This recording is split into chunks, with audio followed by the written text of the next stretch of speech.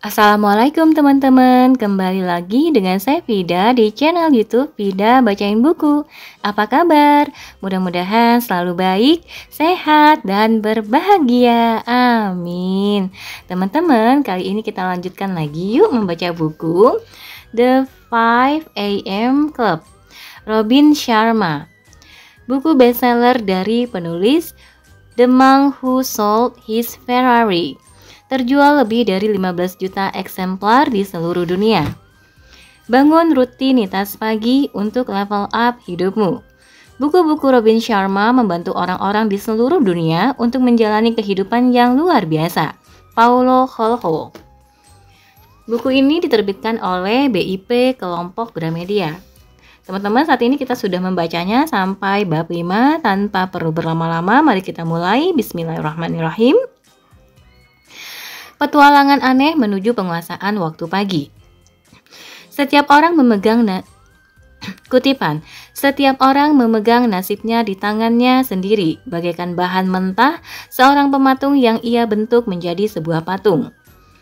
Keahlian untuk mencetak bahan menjadi apa yang ia mau harus dipelajari dan dikembangkan secara penuh perhatian. Johann Wolfgang van Goethe. Jika kalian tertarik, kata si pria tunawisma, saya bersedia menghabiskan waktu pagi beberapa hari untuk melatih kalian di kompleks perumahan tepi pantai milik saya. Saya akan tunjukkan kepada kalian rutinitas pribadi saya di pagi hari dan menjelaskan penyebab pemanfaatan waktu 1 jam pertama semaksimal mungkin yang penting bagi keahlian pribadi dan kinerja bisnis yang luar biasa. Izinkan saya melakukan ini untuk kalian, teman. Hidup Anda akan mulai terlihat mengesankan dalam sekejap. Perjalanan dengan saya akan terasa menyenangkan. Tidak selalu mudah seperti yang kita dengar dari pria tua di panggung tadi. Namun, ini sangat berharga, produktif, dan indah. Mungkin seindah langit-langit kapal Sistina. Pertama kali melihatnya, saya menangis, sahut si seniman sambil mengusap rambut janggut kecilnya. Michelangelo, seorang pria yang parah. Maksud saya, parah dalam arti yang baik. Si tunawisma menyatakan pendapat sambil memainkan janggutnya yang kotor. Ia lalu mengangkat kemejanya ke atas untuk memperlihatkan otot dadanya yang bagai dewa Yunani. Jari panjang dari tangannya yang kotor bergerak sepanjang konturnya, seperti tetes hujan bergerak zigzag, mengalir turun di atas batang bunga mawar setelah hujan di bulan Mei. Bagaimana Anda bisa mendapatkan postur seperti itu? Teriak si seniman dengan antusiasme seekor kucing yang dilepas di toko burung beo. Tentu saja bukan dari peralatan kebugaran pembentuk tubuh berbahan plastik seperti di tayangan TV tengah malam. Kerja keras adalah cara saya mendapatkan seluruh tubuh tanpa lemak dan bagai dipahat seperti ini. Banyak push up, pull up, plank, sit up, dan sesi senam jantung yang benar-benar membuat berkeringat. Seringkali dilakukan di pantaiku yang istimewa. Pria tunawisma itu mengeluarkan dompet kulit yang jelas tampak mahal, lalu dengan hati-hati mengambil selembar plastik bergambar dari dompet tersebut. Beginilah selembar plastik itu. Jadi Anda akan melihat tepat seperti yang ditatap oleh si pengusaha dan si seniman pada saat itu. Nanti di halaman 57 ada gambar laut, kemudian ikan hiu, kemudian ada pohon kelapa. Nanti bisa dicek langsung di bukunya halaman 57.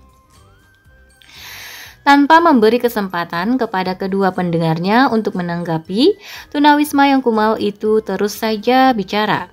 Komitmen, disiplin, kesabaran, dan usaha. Nilai-nilai yang diyakini sedikit orang saja di masa sekarang ini. Di saat banyak orang punya mentalitas hak istimewa, mengharapkan kehidupan yang kaya, produktif, dan memuaskan muncul begitu saja suatu hari bagaikan burung gereja di awal musim semi. Setelah itu, mereka mengharapkan semua orang di sekitarnya mengerahkan upaya yang sebenarnya menjadi tanggung jawab mereka untuk melakukannya. Di mana kepemimpinan dalam cara kerja seperti itu? Masyarakat yang terdiri dari orang dewasa berperilaku seperti anak-anak kecil manja. Begitulah kadang-kadang saya memandang dunia kita sekarang ini. Bukan sok menilai, hanya sekadar bicara. Bukan mengeluh, hanya melaporkan. Teman, inilah inti yang saya coba sampaikan dengan membiarkan Anda mengintip dada saya yang terbentuk. Tidak ada yang berhasil bagi mereka yang tidak berusaha. Sedikit bicara, banyak bekerja. Itulah maksud saya. Oh, coba lihat ini. Pengembara itu memutar badannya dan membuka kancing kemejanya yang bolong-bolong itu. Di atas punggungnya yang berotot dan tegap ada tato dengan kata-kata korban menyukai hiburan, pemenang mengagumi pendidikan. Ayo lewatkan waktu bersama saya di pulau kecil ajaib di tengah-tengah lautan yang fantastis. 5 jam perjalanan dari Cape Town. Ia mengulurkan kartu plastik itu kepada si pengusaha. Kartu dengan sketsa pemandangan pantai di atasnya. Ini lumba-lumba saya, katanya, dengan gembira menunjuk gambar buatan tangan itu. Perjalanannya akan sangat berharga, ia melanjutkan. Ini pasti menjadi petualangan sekali seumur hidup. Berbagai momen yang paling bernilai dan sensasional yang kalian alami akan terungkap di sana. Kalian harus latihan kepemimpinan dengan saya, sobat. Saya akan ajarkan semua yang saya tahu tentang ritual pagi kelas dunia. Saya akan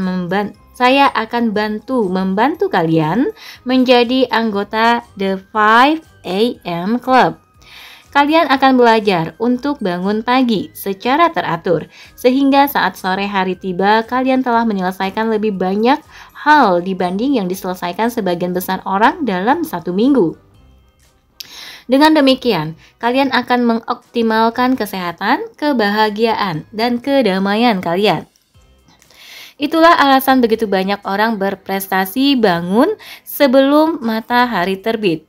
Itu waktu yang paling spesial dalam 1 hari. Saya akan jelaskan cara menggunakan metode revolusioner ini untuk membangun kerajaan saya. Untuk lebih dipahami, kerajaan muncul dalam berbagai bentuk. Ekonomi hanyalah salah satunya. Anda juga dapat menciptakan kerajaan karya seni, produktivitas, kemanusiaan, kebebasan pribadi, bahkan spiritualitas. Saya akan mengunduh segala hal yang selama ini saya syukuri karena telah diajarkan oleh mentor yang mengubah kehidupan saya. Kalian akan menemukan banyak hal. Kalian akan bergerak ke tingkat terdalam. Kalian akan melihat dunia melalui sudut pandang yang sama sekali baru. Kalian juga akan menyantap makanan paling baik dan memandang pemandangan matahari terbenam paling spektakuler. Kalian dapat berenang di laut, menyelam bersama para lumba-lumba, dan terbang di atas batang-batang tebu yang meliuk-liuk menari karena tertiup angin baling-baling helikopter milik saya. Jika kalian berdua menerima undangan tulus saya untuk berkunjung, saya bersikeras kalian harus menginap di rumah saya. Ya Tuhan, Anda bercanda ya? Suara si seniman menggelegar. Itu menjadi bukti yang semakin menumpuk bahwa seperti banyak orang di bidangnya, ia sangat emosional, waspada terhadap hal paling kecil, dan punya bakat peka terhadap kepedihan yang terpendam. Mereka yang lebih perasa dibanding sebagian besar orang terkadang yakin mereka telah dikutuk. Faktanya, mereka telah dianugerahi sebuah bakat, satu bakat yang memungkinkan mereka merasakan apa yang terlewatkan oleh orang lain, mengalami kegembiraan yang sebagian besar orang abaikan, dan melihat kemegahan dalam momen yang biasa. Ya, orang seperti itu mudah tersakiti, tetapi mereka juga orang-orang yang menciptakan simfoni hebat, menjadi arsitek dari berbagai bangunan memesona, dan menemukan kesembuhan bagi orang sakit. Tolstoy pernah menyebutkan bahwa hanya orang yang mampu mencintai dengan kuat yang dapat menderita duka yang dalam. Sedangkan penyair Sufi Rumi menulis, engkau harus terus membuat dirimu patah hati sampai hatimu terbuka. Si seniman tampaknya mewujudkan berbagai wawasan itu. Saya tidak bercanda, saya serius, Bung. Si tunawisma berkata dengan antusias. Saya punya rumah tidak jauh dari desa bernama Solitude. Percayalah, mereka memberi nama secara tepat. Hanya ketika menjauh dari kebisingan dan gangguan, serta berada dalam kesunyian dan ketenangan, Anda mengingat siapa dan semua makna diri Anda sesungguhnya. Katakan saja ya pada kehidupan. Mari kita lakukan. Seperti kata guru di panggung tadi, keajaiban akan datang ketika Anda semakin mengeksploitasi peluang dahsyat yang muncul sepanjang jalan yang Anda lalui, seolah-olah tanpa sengaja. Anda tidak akan memenangi permainan jika tidak ikut bermain, bukan? Kenyataannya adalah hidup telah memberikan dukungan kepada Anda meskipun kelihatannya tidak begitu. Namun, Anda harus melakukan bagian tugas Anda dan maju dengan segala upaya ketika peluang muncul. Oh ya, jika Anda datang ke rumah saya di pulau itu, hanya satu hal yang saya minta, yakni Anda tinggal cukup lama agar saya dapat mengajarkan falsafah dan metodologi yang telah diberikan oleh penasihat rahasia saya. Perlu sedikit waktu untuk bergabung dengan The 5 AM Club. Si tunawisma berhenti sejenak sebelum menambahkan, saya juga akan mengurus semua biaya kalian. Semua biaya saya tanggung. Saya akan mengirimkan pesawat jet pribadi untuk menjemput kalian jika kalian setuju. Si pengusaha dan seniman saling pandang satu sama lain, geli, bingung, dan benar-benar tidak yakin. Tidak keberatan jika saya dan teman saya bicara berdua sebentar, sobat? Pinta si seniman sambil masih memegang buku catatan. Tak masalah, jangan terburu-buru. Saya akan kembali ke kursi di sana dan menelpon tim eksekutif saya, sahut si tunawisma itu sambil melangkah pergi. Ini konyol, benar-benar bodoh, kata si seniman kepada si pengusaha. Saya sepakat dengan Anda bahwa ada yang istimewa pada dirinya, mungkin sesuatu yang ajaib. Saya tahu betapa gila kedengarannya. Saya memang takjub pada mentor yang terus ia ceritakan. Guru ini kedengarannya semacam ahli di zaman modern. Saya akui, orang jalanan ini memiliki wawasan hebat, pasti itu. Ia terlihat memiliki banyak pengalaman, namun coba lihat dirinya. Ya ampun, pria itu tampaknya tak punya apa-apa sama sekali, berantakan sekali. Ia mungkin tidak mandi berminggu-minggu dan pakaiannya compang-camping. Ia lebih dari sekadar aneh. Kadang-kadang ia mengucapkan obrolan yang benar-benar gila. Kita tidak tahu siapa dirinya. Ia bisa saja berbahaya. Ya, benar, super aneh. Semua yang terjadi hari ini aneh sekali. Temannya menegaskan. Wajah kurus si pengusaha kemudian melunak. Matanya masih tampak melankolis. Saya berada di posisi harus melakukan perubahan besar dalam kehidupan saya. Ia menceritakan rahasianya. Hanya saja saya tak bisa terus seperti ini. Saya mendengar apa yang Anda katakan. Saya curiga kepada banyak orang dan semua hal sejak kehilangan ayah sewaktu usia saya 11 tahun. Seorang anak perempuan tumbuh dewasa tanpa ayah. Itu luar biasa mengerikan.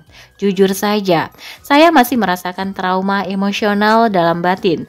Saya memikirkan ayah setiap hari. Saya pernah menjalin hubungan intim yang buruk. Saya bergumul dengan rasa rendah diri dan membuat pilihan mengerikan dalam hubungan yang pernah saya miliki. Sekitar setahun lalu, saya mulai menemui terapis yang membuat saya sadar kenapa berperilaku seperti itu. Si pengusaha melanjutkan. Psikolog menyebutnya sindrom anak perempuan kehilangan ayah. Jauh di dalam batin, saya punya ketakutan besar akan ditinggalkan dan semua rasa tidak aman yang begitu kuat akibat luka itu. Ya, meskipun itu membuat saya tampak sangat tegar dari luar, tampak kejam dalam batas tertentu. Saya marah akibat kehilangan ayah, membuat saya punya kemauan yang keras dan ambisi. Namun, rasa kehilangan itu membuat batin saya kosong. Selama ini, saya mencoba mengisi ruang kosong yang ditinggalkan ayah dengan memaksa diri bekerja sampai lelah dengan keyakinan jika sukses, saya akan mendapat cinta yang dulu hilang. Selama ini, saya berupaya mengisi kekosongan emosi dengan mengejar lebih banyak uang, bagaikan pecandu narkotik yang perlu sedosis candu. Saya tergila-gila dengan status sosial dan terobsesi dengan pengakuan dunia industri, melarikan diri, pergi ke dunia maya untuk mendapatkan kesenangan sekejap dari hiburan yang sedang hits, ketika saya sebenarnya bisa melakukan hal-hal yang berarti. Seperti yang saya bilang tadi, perilaku ini didorong oleh rasa takut yang tercipta oleh kesulitan yang saya hadapi saat masih muda. Saya merasa terinspirasi ketika sang pemikat bicara soal jangan melakukan sesuatu demi uang, tetapi demi level kelas dunia sebagai pemimpin dan sebagai pribadi demi makna yang diberikannya, peluang untuk menumbuhkan apa yang dirangsangnya, serta sebuah upaya untuk mengubah dunia. Kata-katanya membuat saya begitu penuh harapan. Saya ingin hidup dengan cara seperti yang ia bicarakan, tetapi posisi saya sekarang jauh dari cara itu. Baru-baru ini yang terjadi di perusahaan membuat saya hilang kendali. Saya benar-benar tidak berhasil dalam hidup sekarang ini. Saya datang ke pertemuan ini karena ibu memberi tiket gratis dan saya sangat membutuhkan perubahan. Si pengusaha mengambil napas dalam-dalam. Maaf, ia meminta maaf, terlihat malu. Saya hampir tidak mengenal Anda, jadi tidak yakin alasan saya mengungkapkan semua itu kepada Anda. Mungkin karena saya merasa aman bersama Anda. Saya tidak yakin alasannya. Saya sungguh minta maaf jika terlalu banyak curhat. Tidak masalah, kata si seniman. Bahasa tubuhnya menunjukkan ia tertarik. Ia tidak lagi gugup memainkan janggut kecil dan kepang rambutnya. Kita sangat jujur ketika mengobrol dengan sopir taksi dan orang lain yang tidak benar-benar kita kenal, bukan? Si pengusaha melanjutkan, saya hanya ingin mengatakan bahwa saya siap untuk perubahan. Firasat saya mengatakan gelandangan ini yang ingin mengajari kita cara rutinitas pagi yang hebat dapat membangun kerajaan kreatif, produktif, finansial, dan kebahagiaan benar-benar dapat menolong kita. Plus, ia menambahkan, ingat jam tangan mahalnya. Saya suka dia, kata si seniman. Ia punya karakter. Saya suka karena terkadang ia mengekspresikan dirinya dengan begitu puitis dan bersemangat kepada orang lain. Ia berpikir dengan sangat jelas dan mengutip George Bernard Shaw, seolah hidupnya tergantung pada itu. Sungguh keren. Namun, saya belum begitu mempercayainya, ungkap si seniman sambil meninju telapak tangannya lagi. Barangkali ia mencuri jam tangan dari orang kaya bodoh. Dengar, saya memahami perasaan Anda, tanggap si pengusaha. Sebagian besar diri saya merasakan hal yang sama. Anda dan saya juga baru kenal.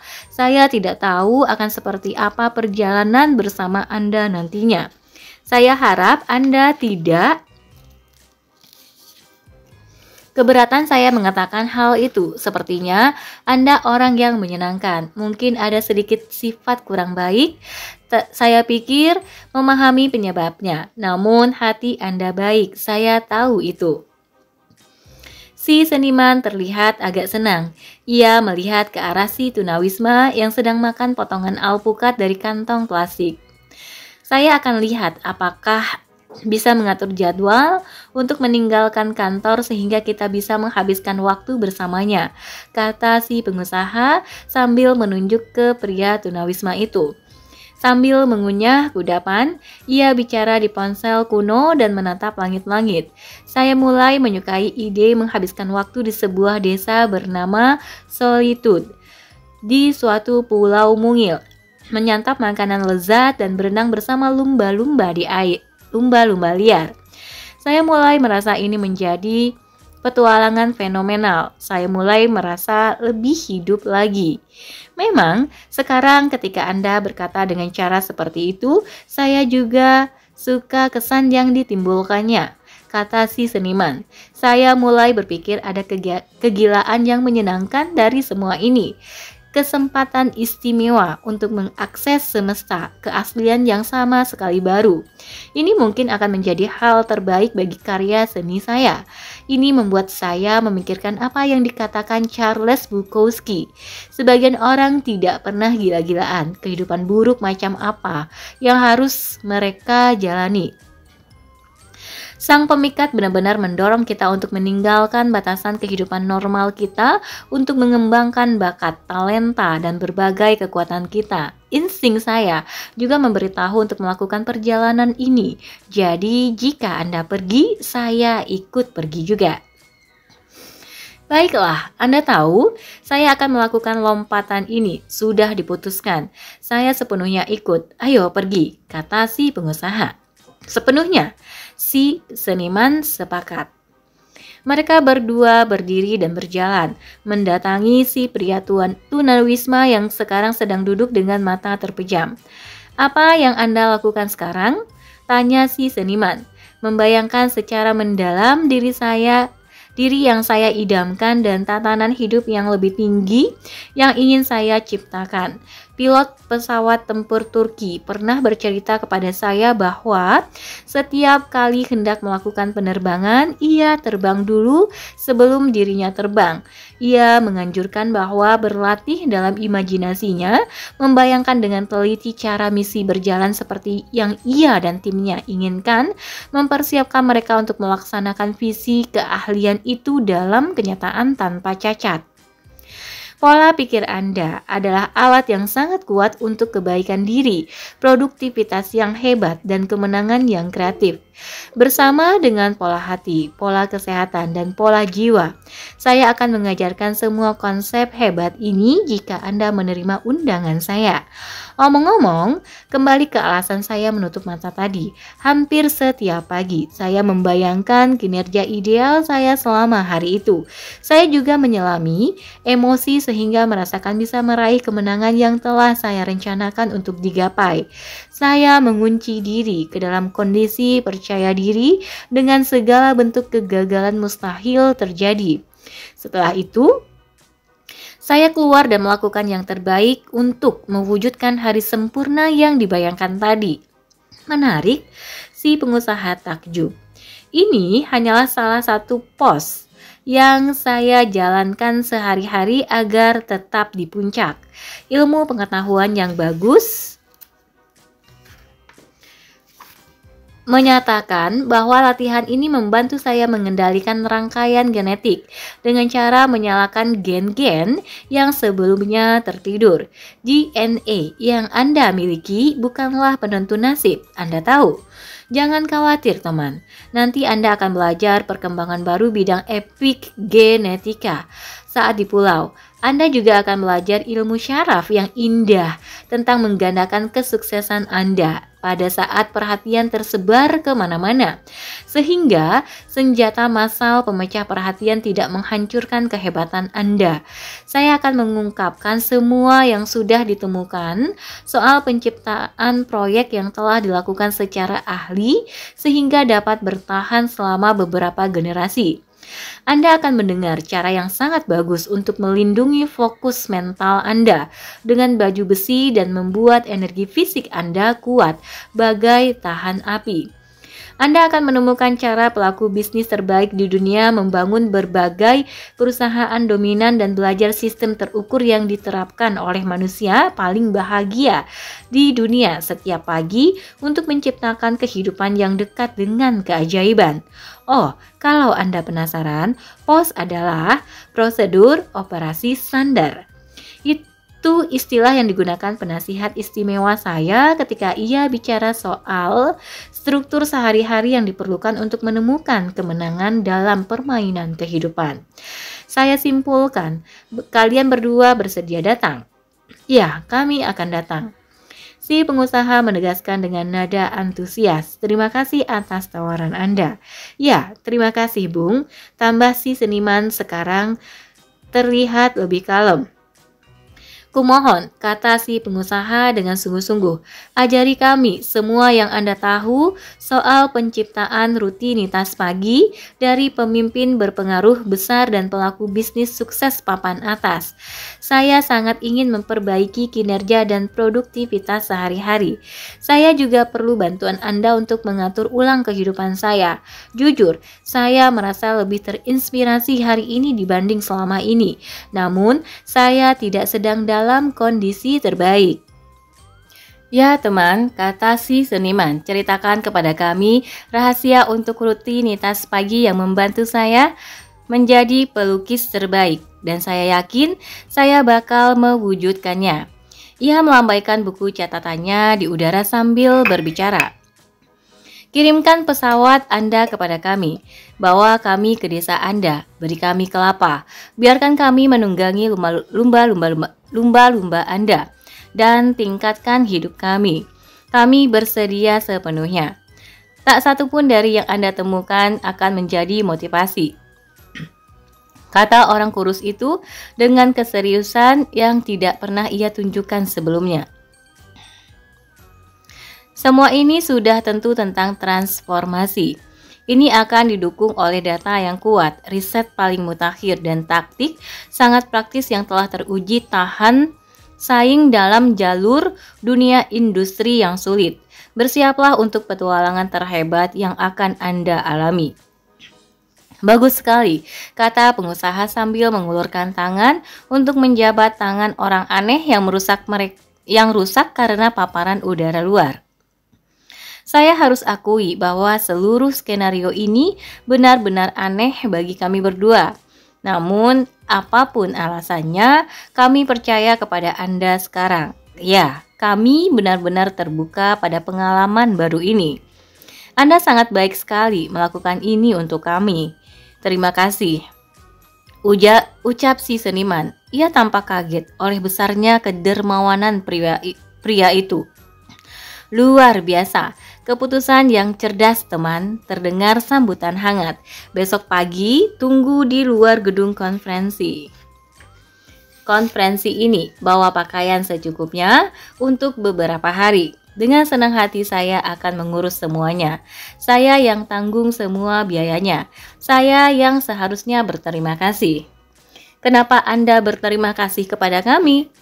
Si pengusaha bingung. Pria tunawisma itu tersenyum lembut dan menggaruk janggutnya sambil berpikir serius. Dalam khotbah terakhirnya sebelum ia dibunuh, Martin Luther King Jr. berkata, "Semua orang bisa jadi hebat karena siapapun dapat melayani. Anda tidak harus memiliki gelar sarjana untuk dapat melayani. Anda tidak harus membuat kalimat dengan subjek dan kata kerja yang sesuai untuk melayani. Anda tidak harus tahu tentang Plato dan Aristoteles untuk melayani. Anda juga tidak harus tahu tentang teori relativitas Einstein untuk melayani. Anda tidak harus tahu tentang hukum kedua termodinamika dan fisika untuk melayani. Anda hanya perlu hati yang penuh keikhlasan, jiwa yang dihasilkan oleh cinta." Pria tunawisma itu mengusap potongan alpukat dari sudut mulutnya dan melanjutkan ucapannya. Salah satu pelajaran penting yang saya tekuni selama bertahun-tahun adalah bahwa memberi kepada orang lain merupakan hadiah yang Anda berikan kepada diri sendiri. Tingkatkan kebahagiaan orang lain dan Anda akan lebih bahagia. Tingkatkan kondisi teman Anda sebagai manusia dan dengan sendirinya kondisi Anda sendiri sebagai manusia akan meningkat. Sukses itu keren, namun bermakna luar biasa keren. Kemurahan hati, bukan kelangkaan, adalah sifat dari semua pria dan wanita hebat yang meningkatkan kondisi dunia kita. Kita membutuhkan pemimpin sejati, bukan orang narsis yang terobsesi dengan kepentingannya sendiri dengan cara yang belum pernah terjadi. Si pria tunawisma melihat ke jam tangannya sekali lagi. Anda tidak bisa membawa mati gelar, harta, dan mainan bagus, bukan?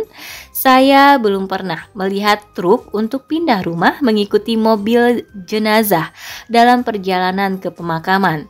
Ia tertawa kecil. Dua orang pendengarnya meringis geli.